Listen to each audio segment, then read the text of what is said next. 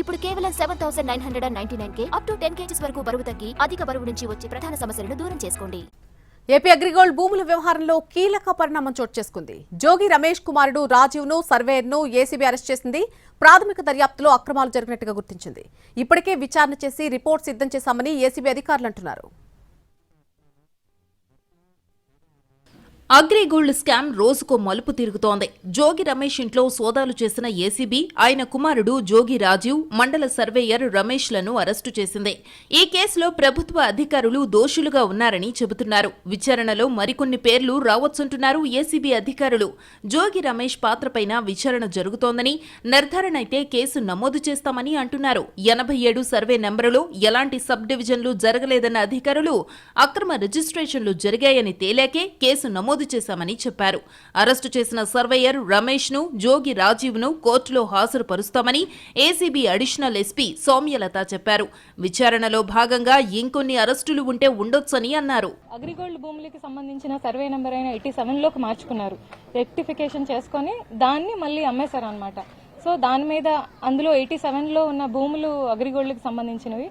దాని మీద కంప్లైంట్లో మనం రెగ్యులర్ ఎంక్వైరీ చేయడం జరిగింది. రెగ్యులర్ ఎంక్వైరీలో ప్రూవ్ అయిన తర్వాత దాని మీద ఏసీబీలో సెంట్రల్ ఇన్వెస్టిగేషన్ యూనిట్లో కేసు రిజిస్టర్ చేశాము. కేసు రిజిస్టర్ చేసి as per investigation first prima facie వచ్చిన వాటిలో ఇద్దరిని అక్యూజ్ని ఆల్రెడీ అరెస్ట్ చేశాము. మిగతా వాళ్ళని కూడా ఫర్దర్ ఇన్వెస్టిగేషన్ మీద మిగతా వాళ్ళని కూడా అరెస్ట్ చేయడం జరుగుతుంది. అగ్రిగోల్డ్ భూముల విషయంలో తాము ఏ తప్పు చేయలేదన్నారు మాజీ మంత్రి జోగి రమేష్. అంతా లీగల్ గానే జరిగిందన్నారు. తనపై కక్ష ఉంటే ఉండొచ్చని, కానీ తన కుటుంబ సభ్యులపై పగ తీర్చుకోవడం తగదన్నారు. ప్రభుత్వాలు వస్తూ ఉంటాయి, పోతూ ఉంటాయన్న విషయాన్ని గుర్తుపెట్టుకోవాలని జోగి రమేష్ అంటున్నారు.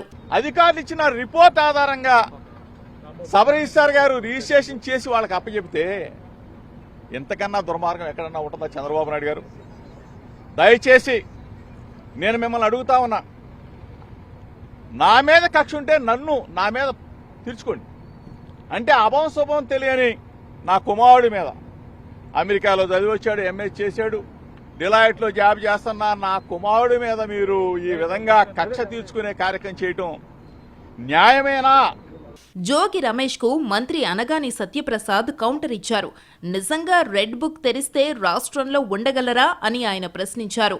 బెదిరింపు ధోరణితో జోగి మాట్లాడుతున్నారని, తన కుమారుణ్ణి జోగి రమేషే ఇరికించారని అనగాని అన్నారు. అన్నీ కూడా పిల్లలకి అంటించి వాళ్ళని అన్యాయం చేసింది నువ్వు. తెలుగుదేశం పార్టీ ఎప్పుడు కూడా కుట్రపూరితంగా ఇరికించడం లేదు. నీ బాబాయో నీ కొడుకో అని మేము చూడట్లేదు. నువ్వు చేసినటువంటి ప్రక్రియ, భూమి దోచుకునే ప్రక్రియలో నువ్వు వాళ్ళ పేర్లు పెట్టి నువ్వు ఇరికించినటువంటి పరిస్థితి, మేము ఇరికించిన పరిస్థితి కాదు. అగ్రిగోల్డ్ ఆస్తులు సిఐడి అటాచ్మెంట్లో ఉన్నాయని ఏసీబీ చెబుతోంది. ఆ భూముల సర్వే నెంబర్ను మార్చారని అంటోంది. అందుకే సిఐడి అధికారుల నివేదికను కూడా తెప్పిస్తున్నామని అధికారులు చెబుతున్నారు.